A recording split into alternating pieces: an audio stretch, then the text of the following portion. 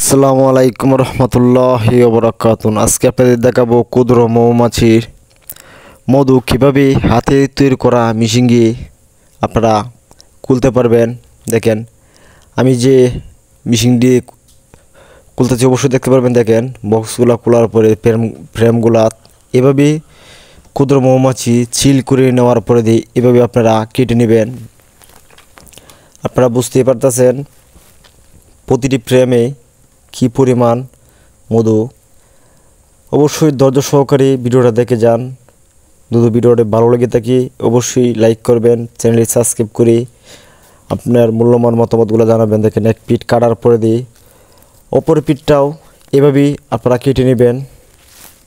কেটে নেওয়ার পরে আপনারা কীভাবে মধুগুলা সহজে এই ফ্রেমের ক্ষতি না করি, আপনার মাছির ক্ষতি না করি, ডিমগুলো নষ্ট না করি, কীভাবে মধুগুলো আমরা সংগ্রহ করি সেটা অবশ্যই দেখতে পারবেন।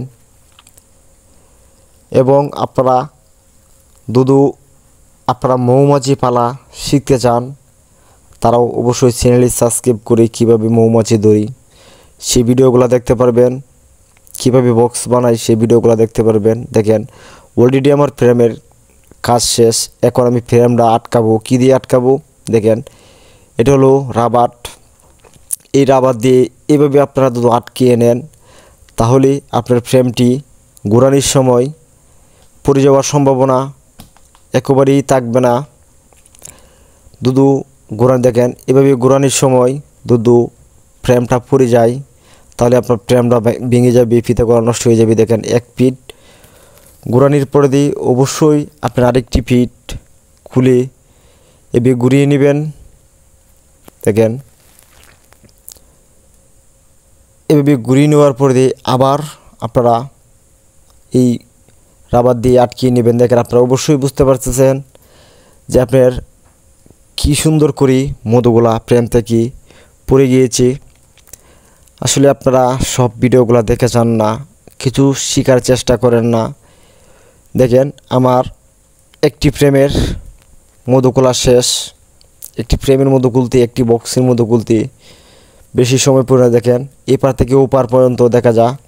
শুধু যে জায়গায় ডিম আছে সে জায়গাটি আপনারা রেখে দেবেন, কাটবেন না। এবং প্রতিটি দেখেন একটা ফ্রেমে আমার কতটুকু মধু হয়েছে আপনারা অবশ্যই বুঝতে পেরেছেন। প্রায় আধা কেজির উপরে মধু হয়েছে এই ফ্রেমটাই। তাই আমার প্রতিটি ফ্রেমেই এভাবেই মধু হয়েছে। আর আপনারা অবশ্যই ফ্রেমটা আমার দেখে বুঝতে পেরেছেন সেটা আমার নিজস্ব জ্ঞানের দ্বারাতে তৈরি করেছি এই বক্সটি। কারণ এই বক্সটি তৈরি করে আমি ভালো পরিমাণের মধু পাই। দেখেন এই বক্সটি আপনারা ফ্রেমটাতে অবশ্যই দেখতে পাচ্ছেন মাছি। আর কীভাবে আমি মাছিগুলা ফ্রেম থেকে আলাদা করি দেখেন আপনারা অবশ্যই দেখতে পারবেন। কারণ একটি বক্সের কার্যক্রম সবটা একটি ভিডিওতে দেওয়া যায় না। শুধু আমি একটি ফ্রেম থেকে মধু খোলার দেখিয়েছি এবং বক্স থেকে